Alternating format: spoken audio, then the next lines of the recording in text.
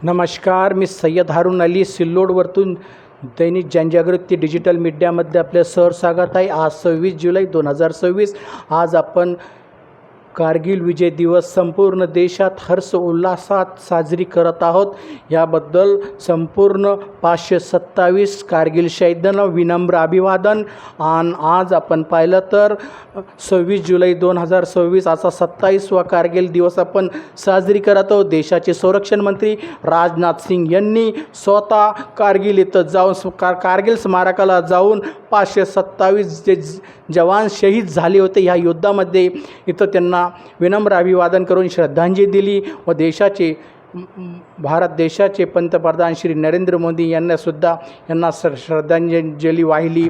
आपण पाहिलं तर आज महाराष्ट्रामध्ये छत्रपती संभाजीनगर सिल्लोड तालुक्याचे अजंठा गावाचे रहिवासी पूनम सिंग राजपूत ह्या युद्धामध्ये यांनी सहभाग घेतला होता आणि त्यांनी सांगितलं, त्यांची प्रतिक्रिया आहे की जम्मू काश्मीरमध्ये हा कारगिल जे स्थान आहे हा बर्फिली डोंगरमध्ये आम्ही रात्रंदिवस अफाट मेहनत घेऊन हा युद्ध लढवला आणि याच्यामध्ये आम्ही विजय मिळवला। 1300 ते 1400 हे याच्यामध्ये जे भारतीय सेनाचे जवान होते हे जखमी झाले होते, बेशुद्ध अवस्थेत पडले होते। यांनी रात्रंदिवस एक करून 26 जुलै 1999ला हा आपला भारताचा ध्वज तिथं कारगिल येथे फडकवला आणि भारत पाकिस्तान विरुद्ध झालेल्या या युद्धामध्ये हा भारत देशाने विजय मिळवलेला आहे।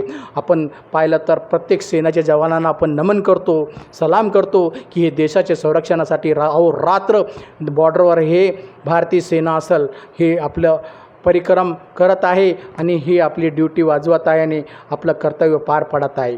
मी नमन करतो सर्व भारतीय देशाच्या वासियांना, यांनी आपला सहभाग घेतला आणि याच्यामध्ये काही शहीद झाले। मी जनजागृती न्यूज सिल्लोडवरतून पुन्हा येईल। जय हिंद, जय महाराष्ट्र।